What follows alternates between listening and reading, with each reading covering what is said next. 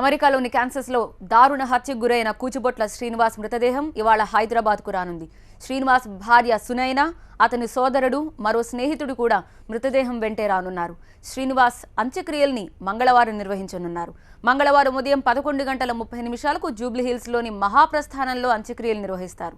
శ్రీనివాస్ మృతదేహాన్ని అమెరికా నుంచి హైదరాబాద్ తరలించేందుకు కేంద్ర రాష్ట్ర ప్రభుత్వాలతో పాటు అమెరికాలో ఉన్న తెలుగు సంఘాలు కూడా కృషి చేశాయి.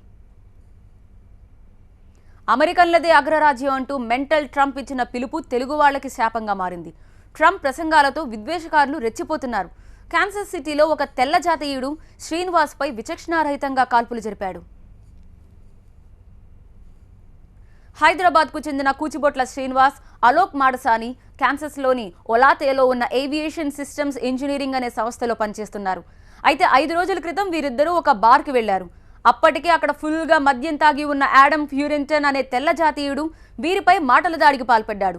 ఇద్దరూ అమెరికా విడిచి వెళ్లాలంటూ నోటికొచ్చినట్టు పేలాడు. అతనిపై బార్ ఓనర్కి ఫిర్యాదు చేసి ప్యూరింటన్ని బార్ నుంచి వెళ్లగొట్టారు. అయితే వీరిపై కసి పెంచుకున్న ప్యూరింటన్ ఇంటికెళ్లి రివాల్వర్ తెచ్చి బార్లో ఉన్న శ్రీనివాస్, అలోక్ పై కాల్పులు జరిపాడు. దీన్ని అడ్డుకునేందుకు ప్రయత్నించిన మరో అమెరికన్ ఇయాన్ గ్లెలాట్ పై కూడా కాల్పులు జరిపాడు ఈ దుండగుడు. తెల్ల రాక్షసుడి కాల్పుల్లో శ్రీనివాస్ కూచిబొట్ల మరణించగా అలోక్ మాడసానికి తీవ్ర గాయాలయ్యాయి. ఈ ఘటనతో అమెరికాలో ఉన్న భారతీయులు ఆందోళన చెందుతున్నారు. అమెరికాలో నివసించడం ఎంతవరకు సేఫ్ అనే ఆలోచనలో పడ్డారు.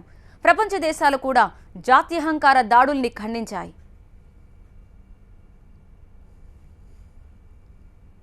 కాన్సస్లో శ్వేత జాతీయుడి కాల్పుల్లో చనిపోయిన శ్రీనివాస్ కూచిబొట్లకు ఘనంగా నివాళులర్పిస్తున్నారు ఎన్ఆర్ఐలు. కాలిఫోర్నియాలో జరిగిన క్యాండిల్ ర్యాలీలో శ్రీనివాస్ మృతికి సంతాపం తెలిపారు. జాత్యహంకార దాడిని వారు తీవ్రంగా ఖండించారు. శ్రీనివాస్ ఆత్మకు శాంతి కలగాలని ప్రార్థించారు.